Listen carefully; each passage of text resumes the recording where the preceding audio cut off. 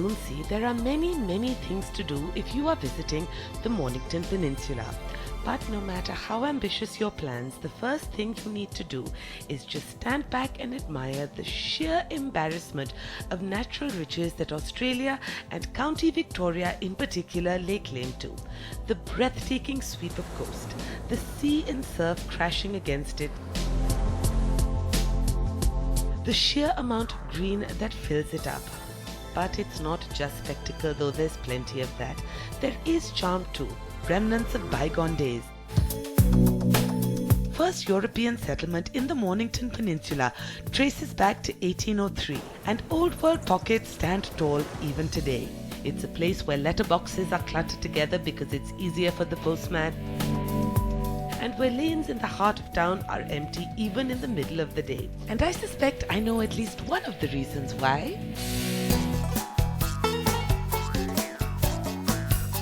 Why drive after all when you can avail of a much better looking ride? Even better when said ride can lead you straight to local vineyards. Yes, the Horseback Winery Tours is one of Mornington's many treats, and it combines the best of two very effective worlds.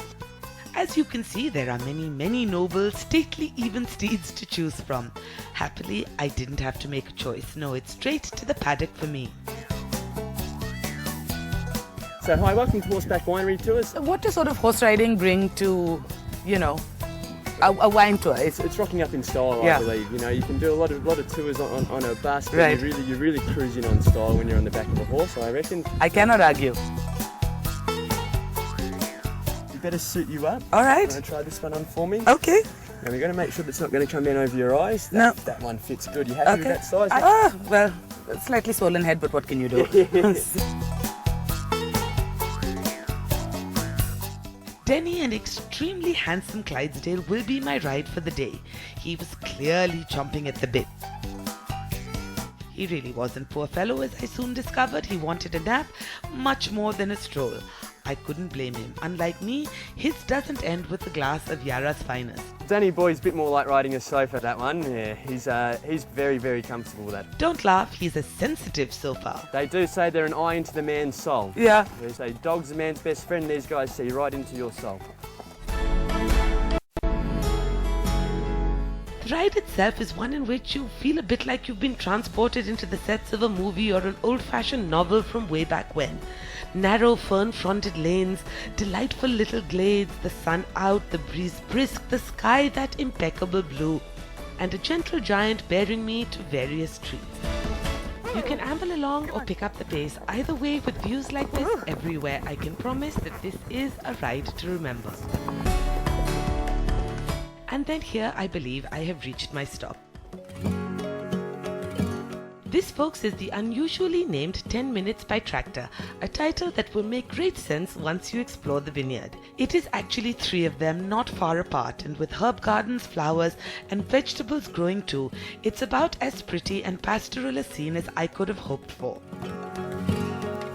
That it has a restaurant attached with numerous culinary awards and a 2-hat rating to its credit is my big bonus for the day.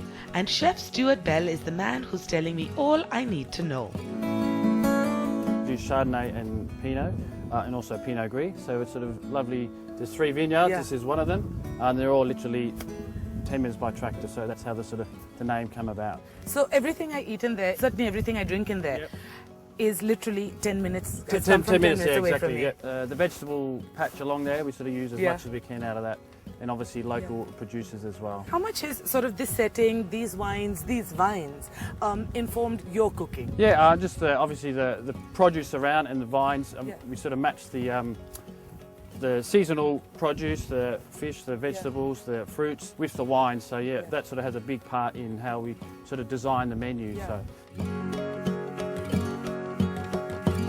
What's lovely once you hit the restaurant is that it's one of those places that truly brings the outside in. Even better that their most successful embellishments are the offerings from the cellar.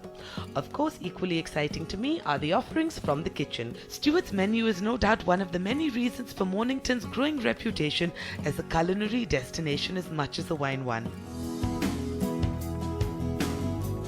So So I get to start with this, a salad of char-grilled mackerel with goat cheese, garden foraged greens, slow roasted cherry tomatoes and some dill emulsion. It's actually a little like eating a plated version of the view outside, which means of course that it is beautiful. And to wash it down, Mackerel, just the Chardonnay, just because it's got the right amount of acidity and sort of complements the goat cheese and the mackerel at the same time. So. I have very little shot at making it to the right side of the pearly gates. I suppose I should be grateful because I suspect this is as close to heaven as I'm going to get.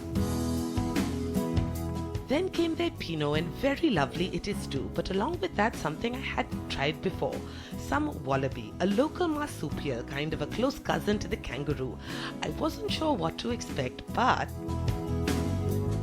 I know they're cute and I know they're, unusual for all of us, but goodness, wallabies, delicious too. it actually really is. There's sort of a gamey lamb-like quality to the meat, served as it is with baby beets, parsnips and cherries. It's a wonderfully earthy plate with just a hint of sweet, a touch of tart, and more, it's the absolute embodiment of what they're doing here. We always just pick what's premium at the time and we sort of create the dishes from there. The same holds true for our finale, a plate of sweet summer sunshine, literally. A little apricot sort of dish, and that's sort of paired with sort of poached apricots, pickled walnuts, and a verbena ice cream. So the verbena is sort of from the garden, so Nice. it gives a sweet sort of flavour.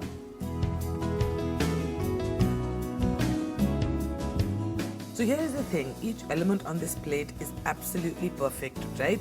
On its own. Have it together. All of this, when it comes together, that folks is when the real magic happens. It's just fresh, tart, happy, and more delicious than I can hope to describe.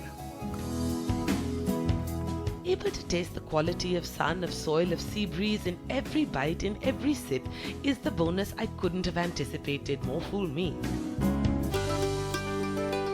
Then again, I guess my explorations had only just begun, and as I was to discover, this abundance seems to extend across the peninsula. I was going strawberry picking, you see. Yes, at the Sunny Ridge Strawberry Farm, I was going to live out my childhood Enid Blyton fuel dreams and eat me some straws straight off the vine.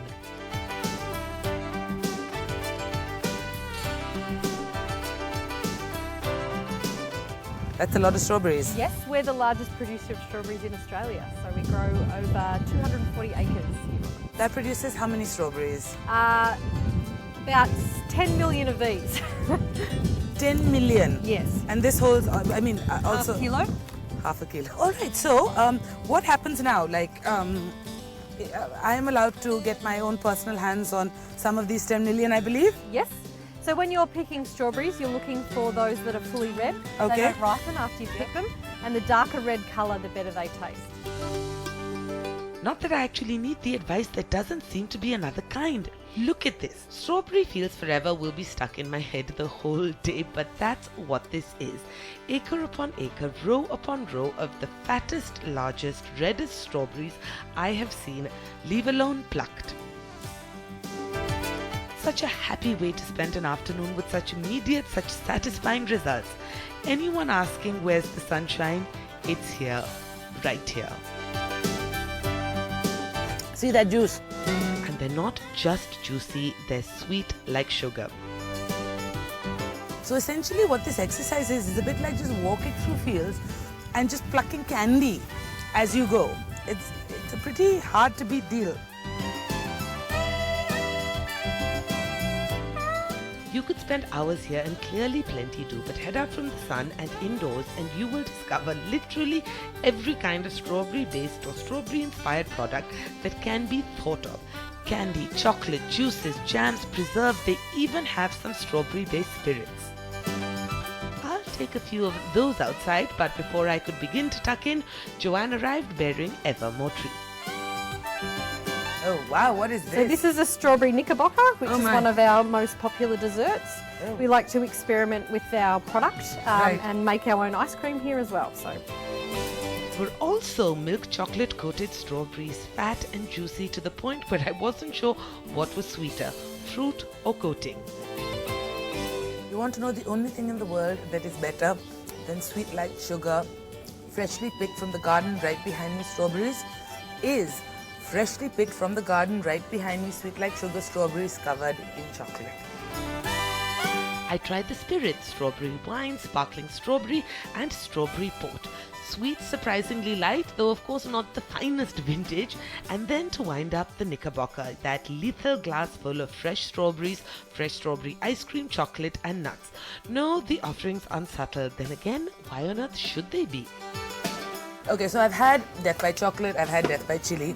Never ever did I think I was going to face death by strawberry. That said, it's going to be a pretty happy way to go, huh? So as it turns out, I guess the song was truer than I thought. There is nothing to get hung about because I've gone to Strawberry Fields. More on after this break.